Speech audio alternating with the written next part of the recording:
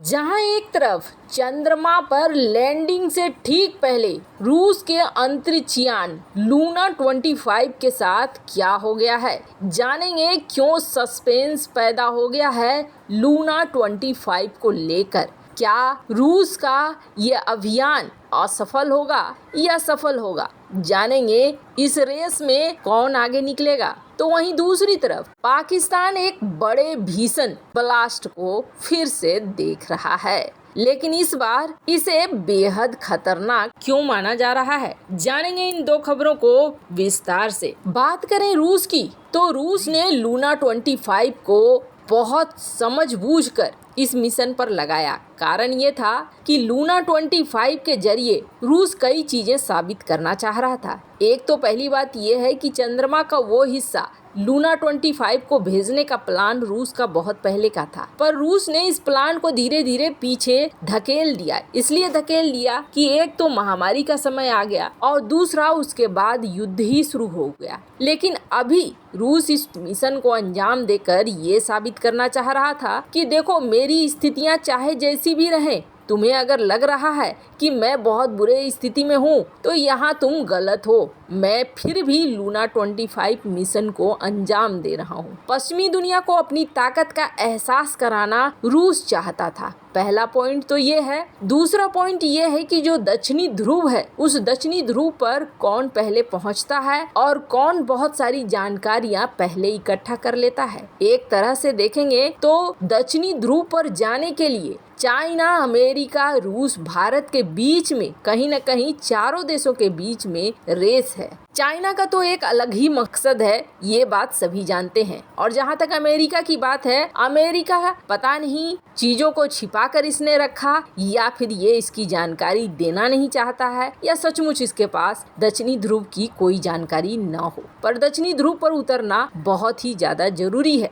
जैसे ही भारत ने इस चंद्रयान 3 को भेजा, वैसे ही पीछे पीछे लूना 25 भी निकला। लेकिन हाँ, इसकी प्लानिंग चंद्रयान 3 से काफी पहले की थी। उम्मीद भी यही जताया जा रहा था, क्योंकि लूना 25 का जो ट्रेजेक्ट्री है वो एकदम से अलग सा बन रहा है। तो ऐसे में लूना 25 की जो लैंडिंग होगी वो चंद्रयान 3 से पहले होगी। लेकिन यहाँ पर एक समस्या आकर खड़ी हो गई है, जिसको खुद रूसी अंतरिक्ष एजेंसी रोसकोसमोस ने जानकारी दी है। रोसकोसमोस का कहना है कि लूना 25 चंद्रमा पर लैंडिंग से पहले इमरजेंसी वाली स्थिति में पहुंच गया है। इनका कहना है कि जब अंतरिक्ष यान लैंडिंग के पूर्व कक्षा में प्रवेश करने की कोशिश कर रहा है, तब एक घटना घटी है। रोसकोसमोस ने एक टेलीग्राम पोस्ट में कहा है कि ऑपरेशन के दौरान लैंडिंग से पहले ऑर्बिट में ट्रांसफर करने के लिए थ्रस्ट को स्टार्ट किया गया था, लेकिन ऑपरेशन के वक्त लूना 25 के ऑटोमेटिक स्टेशन में एक आपातकालीन स्थिति उत्पन्न हो गई,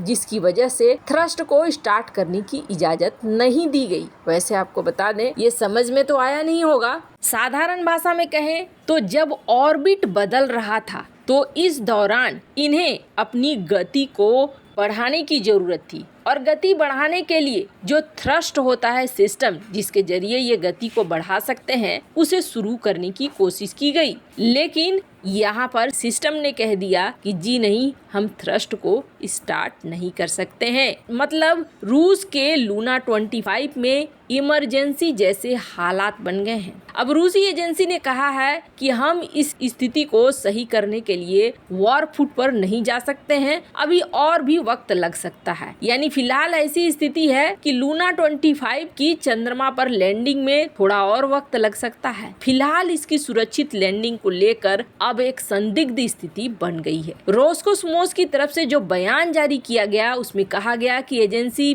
फिलहाल स्थिति का विश्लेषण कर रही है। ये अभी तक साफ नहीं हो पाया है कि क्या नई बनी ये समस्या चंद्र लैंडर को, जिसे सोमवार को चंद्रमा के दक्षिणी ध्रुव पर उतरने की योजना थी, क्या वो अब चंद्रमा पर सुरक्षित लैंड कर पाएंगे या नहीं। रूस का लूना 25 लैंडर मिशन सोवियत काल के बाद चंद्रमा पर अंतरिक्ष यान उतारने के देश का पहला प्रयास है। रूस ने चंद्रमा पर अपना अंतिम लैंडर लूना 24 18 अगस्त 1976 को चंद्रमा की सतह पर उतारा था, जिस वक्त रूस सोवियत संघ हुआ करता था। अंतरिक्ष यान को 10 अगस्त को सोयूज 2 फ्रिगेट रॉकेट पर सवार होकर रूस के अमूर ओब्लास्ट में लॉन्च किया गया था, जिससे ये यान चंद्रमा की ओर काफी तेज गति से निकल पड़ा था।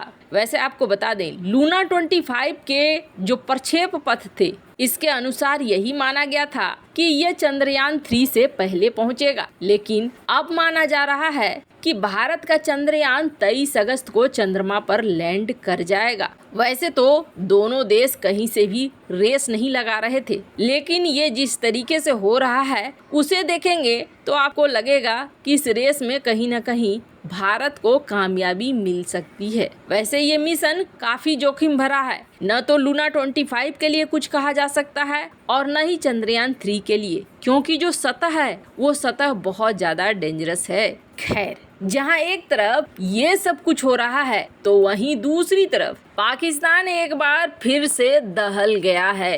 कहते हैं बोया पेड़ बबूल का तो आम कहां से होए। पाकिस्तान का ये जो इलाका देख रहे हैं खैबर पख्तूनख्वा, इस वक्त ऐसा हो गया है कि यहाँ पर हालात को सरकार कंट्रोल नहीं कर पा रही है।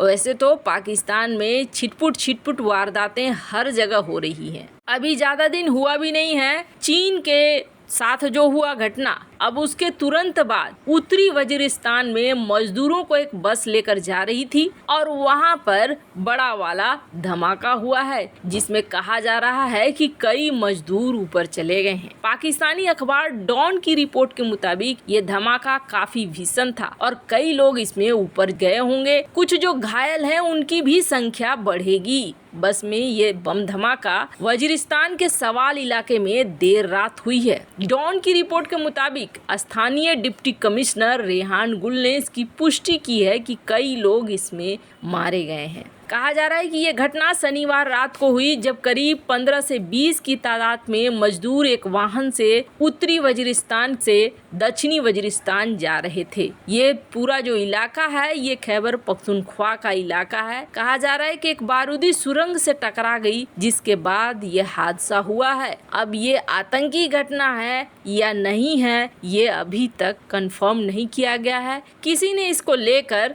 जिम्मेदारी भी नहीं ली है। पर हाँ, खैबर पख्तूनख्वा का इलाका अब ऐसा हो गया है जहां आए दिन कुछ न कुछ हो रहा है और कहीं न कहीं ये चीजें धीरे धीरे पाकिस्तान के कई इलाकों में फैलती हुई भी नजर आ रही हैं, जो ये दिखला रहा है कि चीजें यहाँ पर आउट ऑफ कंट्रोल जा रही है। हालांकि पाकिस्तान काफी समय से टीटीपी से परेशान है और टीटीपी को लेकर तालिबान को मनाने की कोशिश कर चुका है, पर दोनों ही चीजें फेल होती हुई नजर आ रही हैं। वैसे इन सब मामले में आपकी क्या राय है, कमेंट कर जरूर बताएं। जल्द मिलते हैं अगली वीडियो में नई खबर के साथ।